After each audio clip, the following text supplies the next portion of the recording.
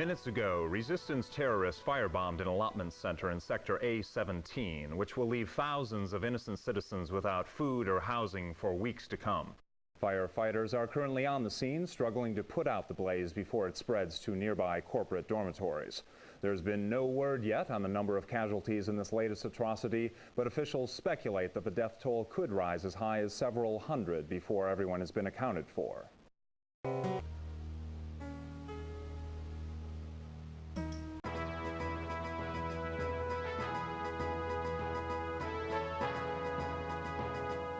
Today, the resistance was struck a blow as they attempted to halt the production of vital medicines needed to stop an outbreak of Strebber disease in South Africa. 12 rebel soldiers were killed, and damage to the labs was heavy. But we have been assured that the work has only been slowed, not stopped.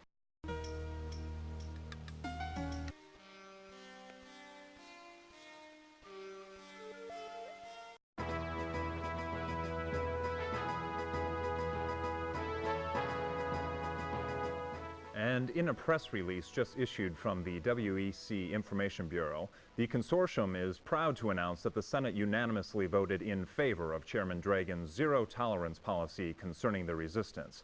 If you're listening out there, rebels, there's nowhere to hide now, so you might as well give up. Back to you, Trina.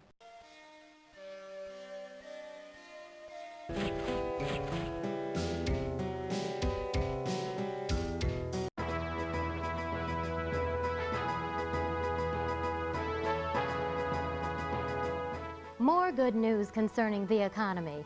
Today, the Revenue Assessment Division announced that the world GNP has grown by 74% this year. Though the average citizen cannot expect to receive dividends for years to come due to increased military commitment against the resistance, this upswing in the economy will help offset the new taxes being debated in the World Congress. Remember, you're not just a citizen of the World Economic Consortium, you're a stockholder.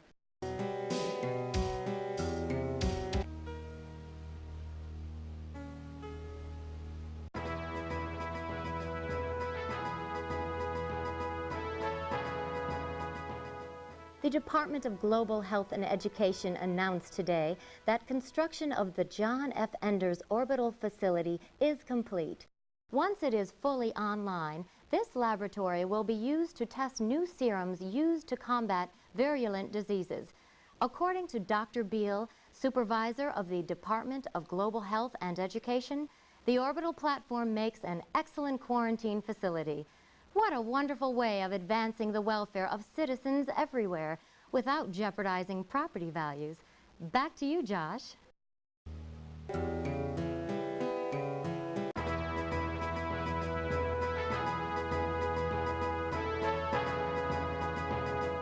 Though many concerned citizens have reported seeing a bright flash in the vicinity of Powell Military Base, the government has issued a statement saying there is nothing to be concerned about. Early reports by alarmists claiming to have witnessed a small mushroom cloud rising above the base were wholly inaccurate, as our spokesperson has confirmed that it was actually the remnants of the fireworks display the base was hosting to celebrate recent consortium victories over the resistance.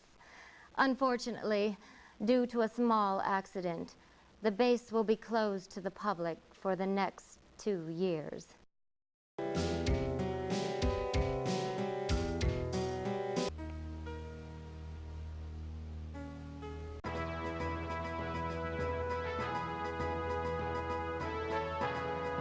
In an attack apparently aimed at derailing the efforts of the John F. Enders Orbital Facility, resistance forces seized control of the Far Park Data Processing Center, which coordinates the data feed from the new laboratory. However, consortium forces acted quickly and the facility was retaken after a brief but bloody skirmish in which all the rebels were killed. The only confirmed casualty was Senator Everett Snell, who was there on a fact-finding tour.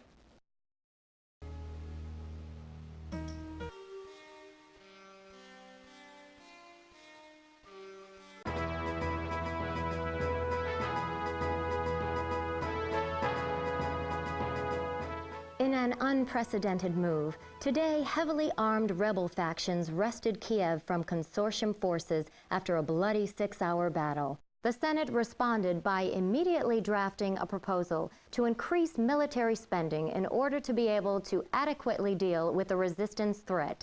Back to you, Josh.